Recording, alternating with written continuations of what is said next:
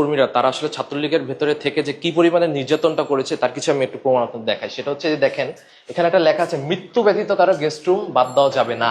এই মেসেজটা কে দিয়েছে হচ্ছে তাসনিম স্টেশনের। সে হচ্ছে শিবিরের প্যানেল থেকে হল সংসদে সে নির্বাচন করেছে এবং সে বর্তমানে হল সংসদে কার্যনির্বাহী সদস্য।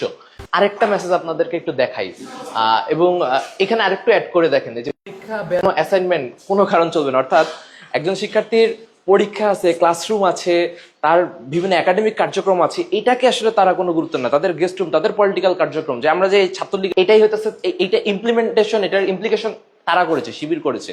এবং আপনি আরেকটা জিনিস দেখেন, আজকে যারা থাকবে না তাদের সকল জিনিসপত্র বাইর করে দেওয়া হবে।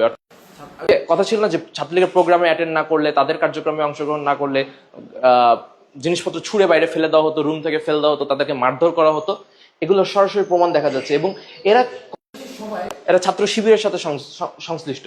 আরেকটা জিনিস দেখায়, এই যে দেখেন, এই যারা হলে আছে সকাল 11:10 গেস্ট রুমে থাকবা। অর্থাৎ গেস্ট রুমের আয়োজন করাটা, গেস্ট রুমে হচ্ছে শিক্ষার্থীদেরকে ডাকাটা, গেস্ট রুম না করলে ভয়ভীতি দেখানো, বের করে দেওয়া, মারধরের হুমকি দেওয়া, এগুলো কারা করতো? এগুলো এই যে এরা করতো। এই যে দেখেন, ইসমাইল কিছুদিন আগে নিজে বলছে, তাদের ভণ্ডামিটা দেখেন, যে তাদের নিজেরা বলছে হচ্ছে যে আমরা গেস্ট রুমের বিরুদ্ধে প্রদর্শনী করব, কিন্তু প্রদর্শনীতে কি দেখা গেল? প্রদর্শনীতে দেখা গেল তিনি নিজেই বলছেন যে আজ রাত 10টায় 16তে গেস্ট রুম, সবার উপস্থিতি বাধ্যতামূলক, উপস্থিত থাকো, তবে তার ব্যাপারে পদক্ষেপ আসবে।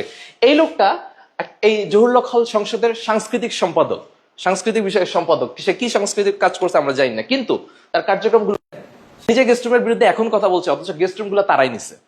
দ্যাটস দ্য ফেস অফ শিবির। তারা ভণ্ডামি মুনাফিকতায় তারা ভরপুর। তারা এখন বলতেছে যে তারা গেস্ট রুম গণরুমের বিরুদ্ধে, ছাত্রদলের ঘাটলে দেখা যায় ছাত্রলীগের মধ্যে গুপ্ত থেকে তারাই হতেছে গেস্ট রুমটা নিচ্ছে। এবং এখানে এমন না যে তারা আগে ছাত্রলীগ ছিল, পরবর্তীতে তারা শিবিরে জয়েন করছে, বিষয়টা এরকম না। আমরা শিবিরের যে অর্গানোগ্রাম দেখেছি, শিবিরের যে কার্য দেখেছি, সেখানে কিন্তু এটা পরিষ্কার যে তারা শিবির হয়েই, তারা গুপ্ত থাকা অবস্থায় নিজেদের পরিচয় গুপ্ত রেখে তারা ছাত্রলীগের মধ্যে ঢুকে এই অপকর্মগুলো করেছে।